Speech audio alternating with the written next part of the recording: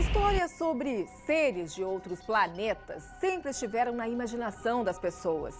Descrições de discos voadores, luzes estranhas e contatos com extraterrestres despertam a curiosidade e desafiam pesquisadores na busca por explicações.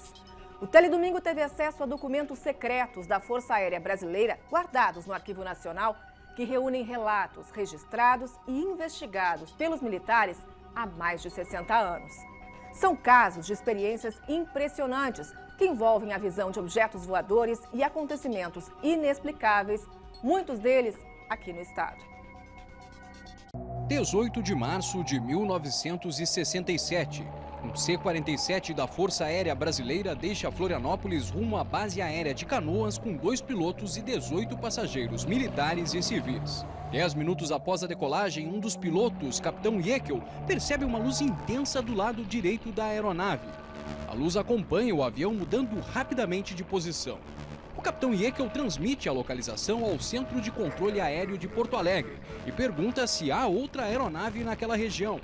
O Centro de Controle não identifica nada e autoriza a perseguição ao objeto. O outro piloto, o capitão Puget, começa as manobras. Toda vez que se aproximam, o objeto se afasta rapidamente, alternando a intensidade de luz e cor. Quando se dão conta de que a perseguição é inútil, os pilotos decidem seguir para o aeroporto de destino em Canoas. Neste momento, descobrem que são 2 os objetos no céu.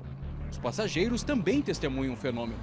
As luzes seguem acompanhando de perto o avião militar até o pouso. Este é apenas um dos mais de 618 casos registrados nos arquivos secretos da aeronáutica. São cerca de 2.500 páginas de documentos confidenciais liberados agora.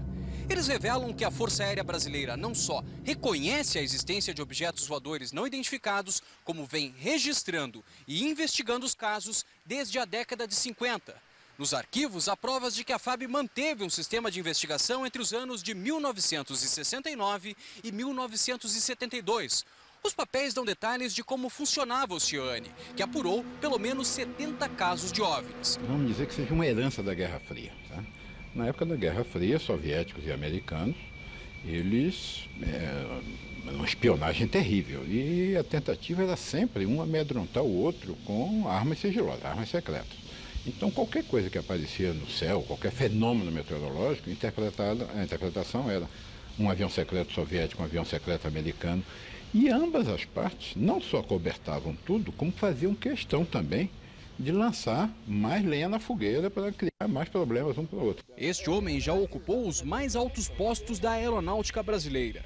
Durante 2 anos, o tenente brigadeiro do ar José Carlos Pereira comandou a defesa aeroespacial do país. Na época, foi responsável por reunir os documentos agora revelados. Ele diz que durante anos os casos foram mantidos em sigilo por motivo de segurança nacional. Hoje, na reserva, o ex-comandante admite que para alguns acontecimentos não há explicação. A gente pode afirmar que em torno de 98% dos fenômenos que ocorrem na atmosfera e que são visíveis têm uma explicação, são perfeitamente explicados. A questão é que 2% não são explicados. Finalmente se oficializou que nós temos, que a Força Aérea Brasileira realmente detinha e ainda detém documentos oficiais de relatos dos seus pilotos civis, pilotos militares, controladores de tráfego aéreo, ou até pessoas civis mesmo que entraram em contato com a aeronáutica, de seus avistamentos. Isso só vem a reforçar o que a gente sempre bateu, que nós estamos sendo visitados por seres de outros planetas. Fenômenos inexplicáveis que também rondam o Rio Grande do Sul. Entre os casos documentados pela aeronáutica brasileira, há 58 relatos de gaúchos que dizem ter visto algo estranho e impressionante no céu. Avistamento Alegrete, 5 de outubro de 2001. Eu me encontrava no pátio da minha residência, próximo à piscina, e ao olhar para a esquerda da posição que eu estava, lá do norte da cidade, surgiu um objeto branco, brilhante, em forma de estrela, aproximadamente do tamanho da lua cheia, deixando atrás de si um rastro de fumaça muito espessa que não se interrompia, e esse objeto se deslocava em alta velocidade.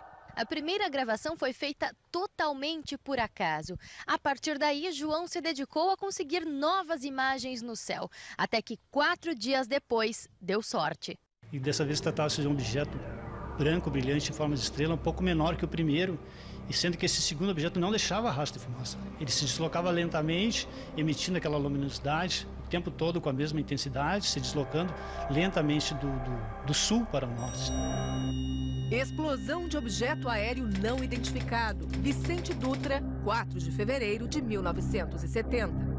Há 43 anos, uma explosão aterrorizou os moradores do pequeno município de Vicente Dutra, aqui no norte do estado. Este comerciante aposentado diz que lembra do dia como se fosse hoje. E nós vimos o objeto não identificado, porque a gente não sabia o que era, numa certa direção de sul-norte. Você percebeu a princípio uma certa nebulosidade do rastro e até a gente visualizar o próprio aparelho luminoso. Não se constatou nada, não se encontrou vestígio nenhum e foi caindo no esquecimento. Avistamento, Pelotas, 5 de outubro de 1996. Um dos casos de maior repercussão aconteceu aqui no aeroporto de Pelotas há 17 anos. A história correu o país e foi registrada nos arquivos da Aeronáutica Brasileira.